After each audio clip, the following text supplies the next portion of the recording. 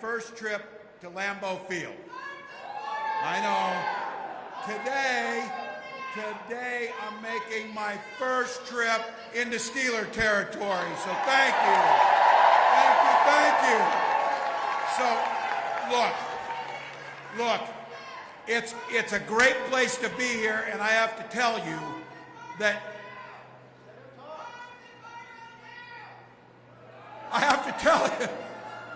you've got some great elected officials here. I want to get a couple out. I got to meet the county executive, Sarah Inamarato. Where's she at? Thank you.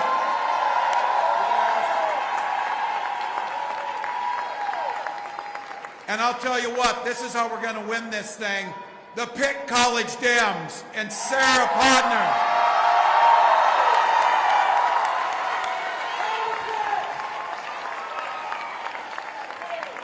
And our campaign's Deputy Voter Protection Director, which we need, Mary Gibson. Mary, thank you. And this is a place where I have the ability to be able to measure. When it comes to governors, nobody takes a backseat to Josh Shapiro. Just so you know. And Pennsylvania, please, for the rest of the country, send Bob Casey back to the United States Senate. Send him back to the United States Senate. Now, Pennsylvania, our states share many things together. These things, sharing, the things we share, I'll tell you though, Super Bowl rings are not one of them. But give me my moment. The Vikings are 5-0. Give me that moment. Give me that moment. But what is true is our two states share a history of being at the center of building this country. The iron mines of northern Minnesota fueled the steel mills of Pennsylvania. It was our states that built the tanks that won World War II. And it was our people who freed the world from Nazi tyranny. And today, we're still building the future. Look, you know it. 3 weeks to the election, 21 days, not like anybody's counting in this room. And our team's running like you know the folks in this building do. Everything really is on the line. Kamala and I are barnstorming the country. I hope you see us on TV. We're on podcasts. We're on radio shows. I am one hit away from being a regular on Fox News. So that's where we're going to go. So look, running for president or being president takes a hell of a lot of stamina. With that in mind, Donald Trump recently took a little bit of time to take something and do something really important to explain to us what groceries are. And I don't want to get this wrong, so I want to get this straight. I'll save you my Donald Trump impression, but I'll just read you what he said. I have more complaints on grocery. The word grocery, you know, it's sort of a simple word, but it sort of means like everything we eat. The stomach is speaking. It always does. And then there was last night. I don't know if some of you saw this. Donald Trump was doing a town hall. He took a few questions from the audience, totally botched those because they were things that weren't that important to him, like health care and child care, so he wouldn't have any, concept of a plan. But he got a little bit tired. And if you didn't see this, I would not usually encourage you, but we're doing it now. Go watch this guy right now and go watch these rallies or this town hall. He stopped taking questions and stood frozen on stage for 30 minutes while they played his Spotify list for people. Do you think he knows the story behind the YMCA song?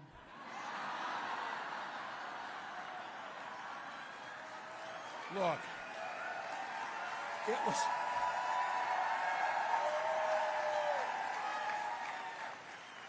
it was strange, but if this was your grandfather, you would take the keys away. You would take the keys away. And I tell you this, look, it would be funny if this guy were not, if you knew that this guy, if he shuts down like he did last night, you know he's doing that when he's sitting in the Situation Room or in briefings that are important. And you don't have to guess. You don't have to guess how he's going to act. He acts the same way.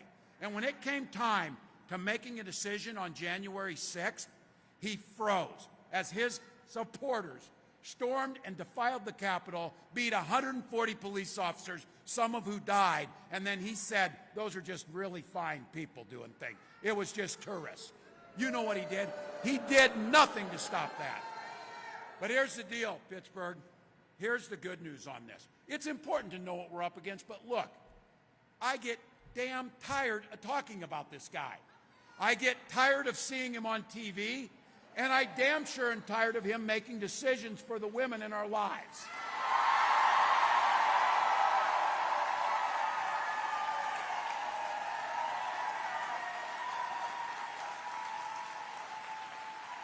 So if you're sick of this guy, Kamala Harris is offering you a new way forward and a better tomorrow.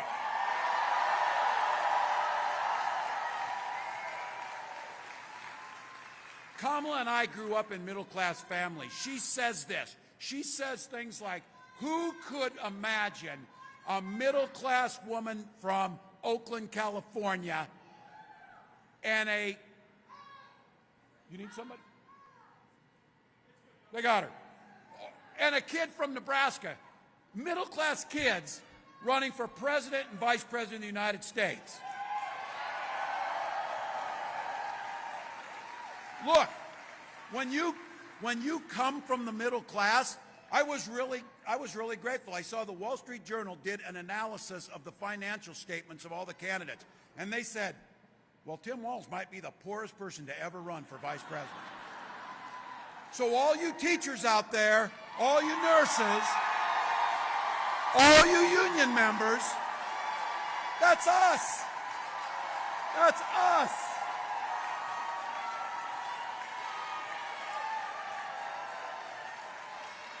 I got these steel workers behind me. That's how we work.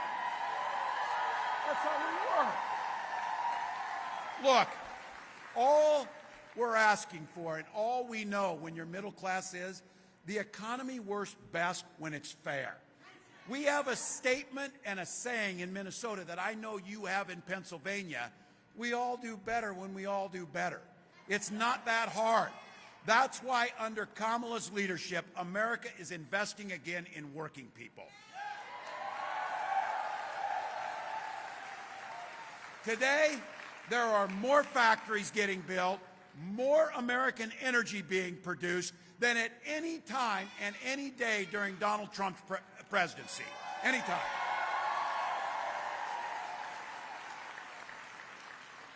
And Kamala Harris has been proud to be part of the most pro-labor administration in American history.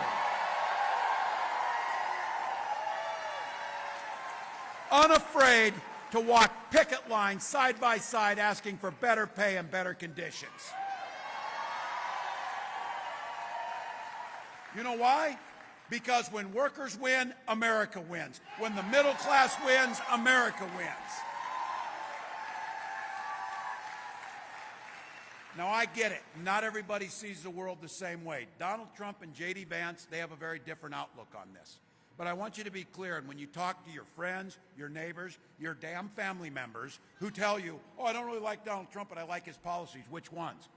The ones that screw labor unions, the ones that take women's reproductive rights away, the ones that give tax cuts to billionaires? He talks a big game, but he has been a disaster for middle-class America. A disaster. He is, by the record, he is one of the biggest losers of jobs in American history. Look, I get it. I am preaching to the choir. I understand that. You in Pennsylvania know it. Under Trump, you lost 275,000 jobs in this state alone, as he mismanaged COVID and put people's lives at risk. And you know what he'd do in a second term? He's already told you. He will gut the Affordable Care Act, cut Social Security, and impose the Trump sales tax on everything we buy.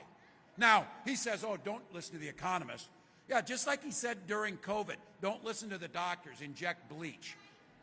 I'll listen to the Mayo Clinic, not Donald Trump. I'll listen to the economists in the middle class, not Donald Trump.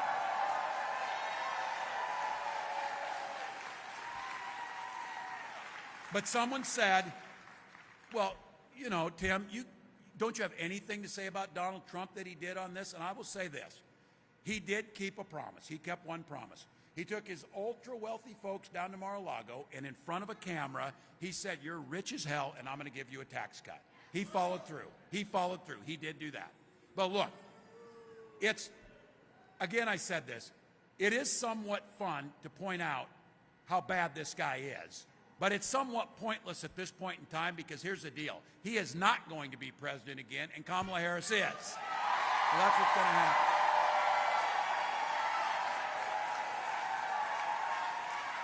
So we are not.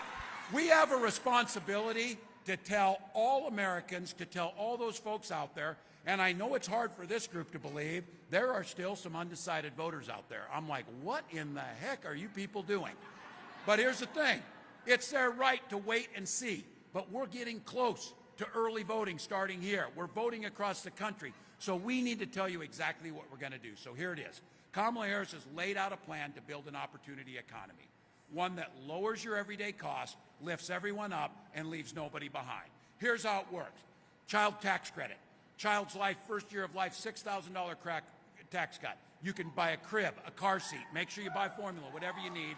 Let's get that kid off on a good start. And then, those of you in here know this, when Donald Trump and J.D. Vance have no answer on this, and Donald Trump said, oh, I don't think it's that big a deal, tell people who are trying to get child care it's not a big deal. It's expensive as hell and it's hard to find. We need to make sure we're investing in it so that folks can live the lives they want to and those kids get a good start. That's what we need to do. Home ownership. Kamala's laid out a plan, 3 million more new homes and down payment assistance. Those of you in here know the down payment is the hardest part of trying to own a home. Those of us like me, I use the GI Bill and the VA home loan. The VA home loan lets you do it without a down payment. She's proposing a $25,000 down payment assistance to get a lot of young folks into new homes, get them built.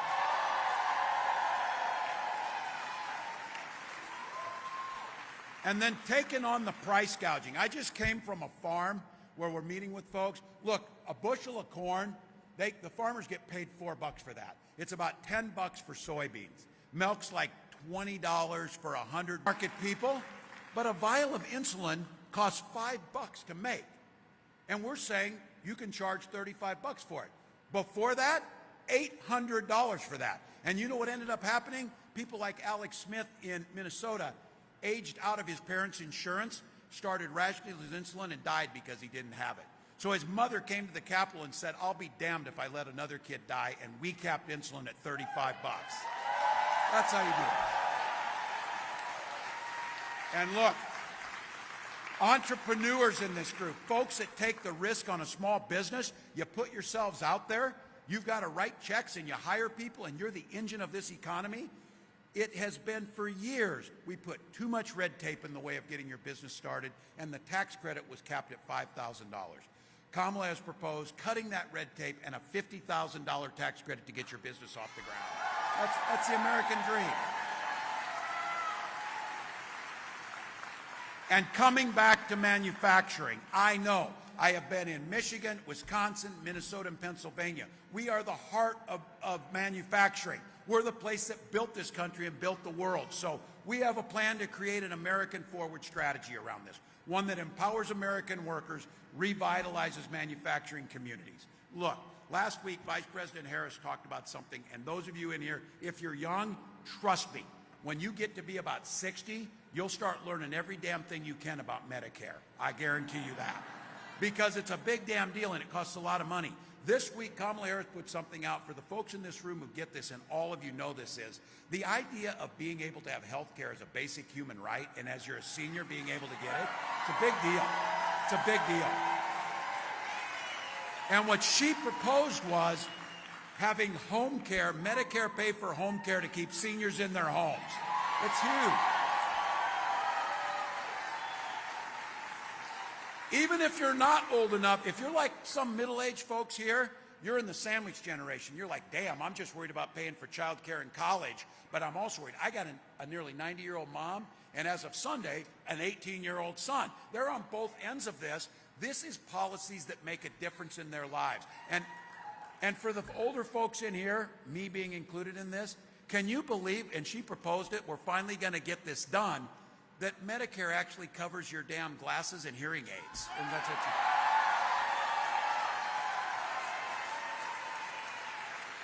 All right. And I'm sitting here thinking, there's not a damn thing that we've talked about here tonight that shouldn't appeal to those folks who wear the red hats everywhere.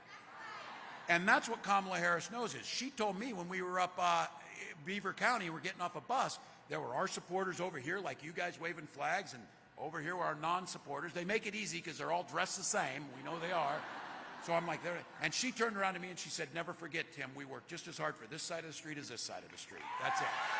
That's what we're going to do. So look, here's for all of you.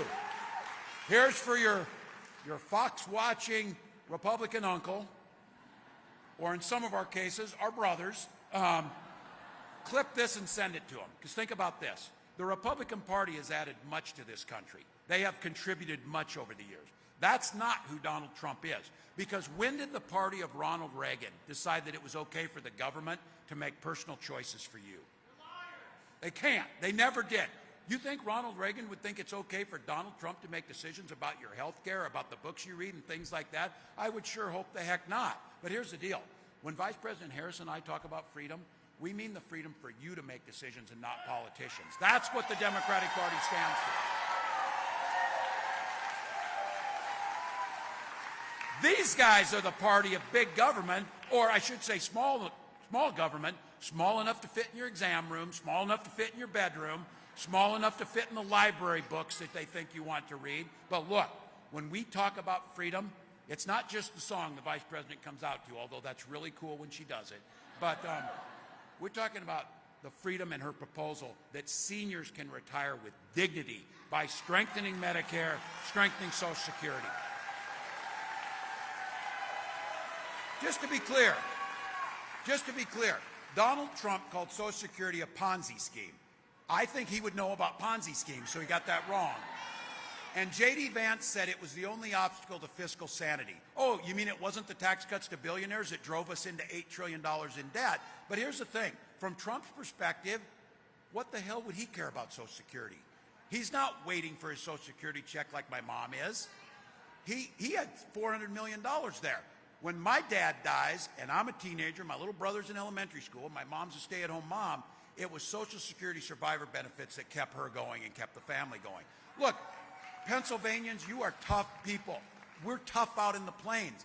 And this idea, well, you should just learn to pull yourself up by your bootstraps. Fair enough. We just didn't have any boots. Social Security's the boots that lifts them up. That's what we can do. Fair enough.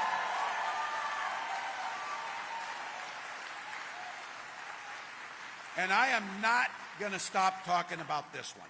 The freedom, because I do this both as a parent, as a nearly 20-year teacher in the classroom on our kids.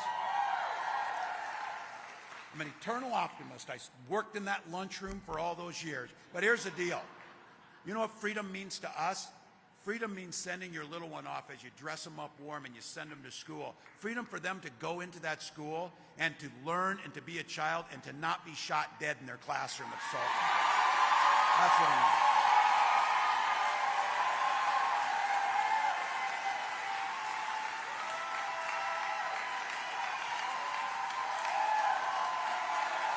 And look,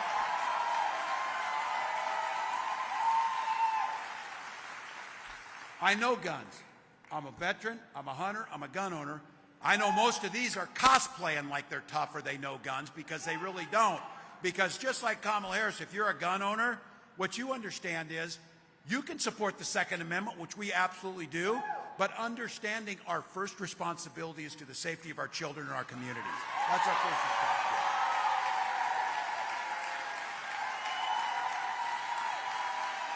Look, I think this might be true. Well, I better check. I think this is true. I'll be careful on this. This might be the first time in modern American history that both members of the Democratic ticket are gun owners. And the Republican nominee can't pass a background check to own a gun.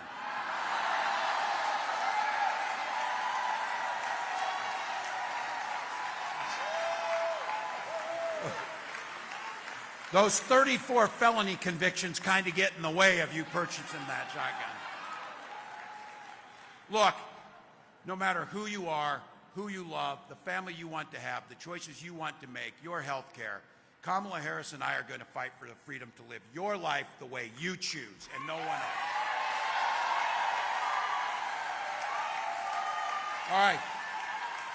All right, guys, you hear this? Good. I don't want to get you on the polar coaster that's out there because this is not about polls. This is about getting people to vote. This is about getting it done. But I do want to talk about this because we see a little difference here. We got a little work to do over 21 days, so I'm speaking to the men in the group here for just a moment because the women seem to be getting this right and they know the direction we're going. We're going the right way. But look, you got women in your lives, your wives, your daughters, your mothers, your friends. Look, their lives are literally at stake in this election.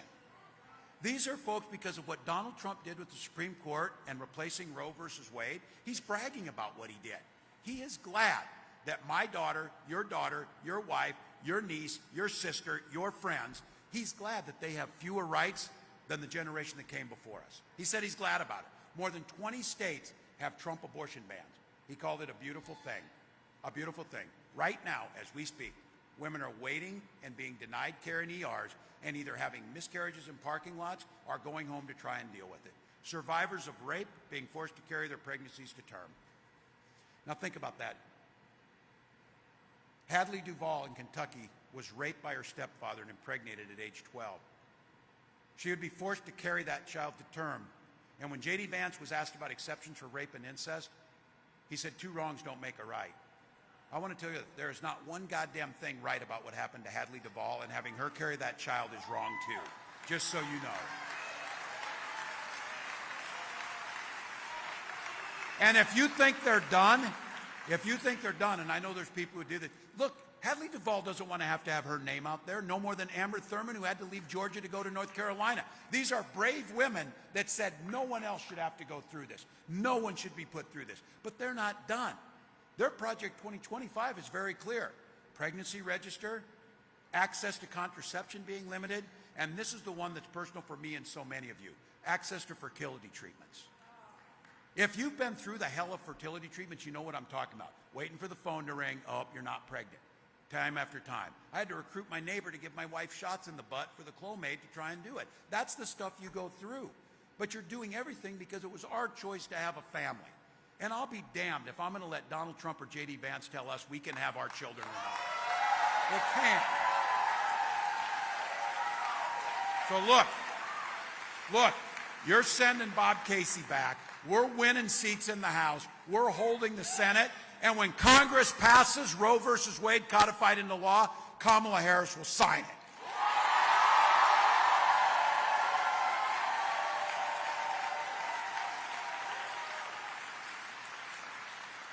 Again, I know I'm preaching to the choir, but I'm trying to, look, our recital's in 21 days, people. We're about done practicing here. We got to get this done. And if Donald Trump's reelected, you think what we just talked about, that was just the beginning. Because I believe the people around him, they've learned something. Think about this. He will appoint 2 or 3 more Supreme Court justices. That same institution that gave Donald Trump total immunity over everything he wants to do. They'll be adjudicating the laws in this country when your grandchildren are my age nearly. So start thinking about that, what it would be. I think most of us know. But here's the thing. You or not, we're not going back. And I tell you that because it's going to be even sweeter. When we wake up on November 6th with Madam President, after the day after that, when we have that.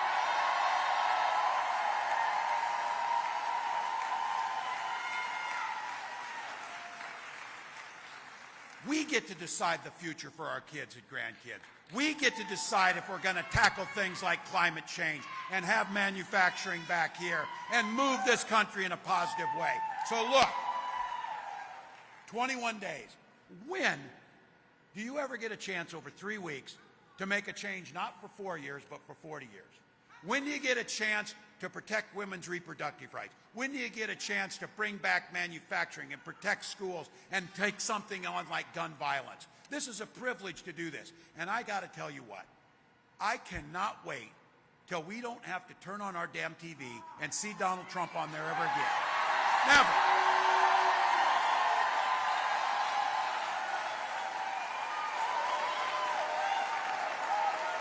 So look, when we finally had our daughter, we named her and used the most powerful word in the universe, hope. We called her Hope because that's what we meant. And my wife, who is a very practical Midwest Lutheran school teacher, told me this: well, hope is great, but it's not a damn plan.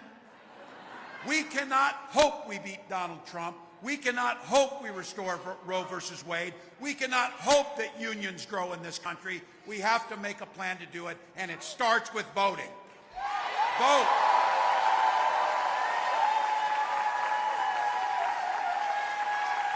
Vote early.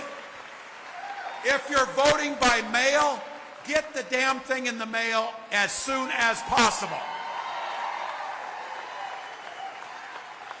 Follow the instructions carefully because, look, we see the world a lot different than these guys. Their strategy to win elections is to suppress the vote, make it harder to vote, and confuse people. Our way to win elections is have good damn policies and let everybody vote, and they'll vote you in. They'll vote you in. So look, you can vote early in person. I want to get this right for Pennsylvania. You got to make sure you'll visit your local county election office. Several counties, including Allegheny, you can vote early in person at additional satellite locations. Am I right down here? I got my. They made me get this right. You can register to vote online. In Allegheny, you can register and vote at the same time when you vote until October 21st. Do I have that right? Register on the 21st. I'm checking with my people. Oh, look, if you got any questions, iwillvote.com/PA. iwillvote.com/PA. Look, you're going to vote. This is a divided country. This thing is, they're celebrating on the other side. They think they got this one. We don't believe we have this one. We're going to win. We're going to win, but the work's not done. Work's not done. Look, in this building, you don't win the Super Bowl just on that day. You win the Super Bowl months before in the work that you do. So everybody, get out, knock the doors, make the phone calls. One or two votes in Pennsylvania per precinct could swing this election. For the entire country, hell, the rest of the world is watching. Please, America, show some sanity and elect Kamala Harris because they need us.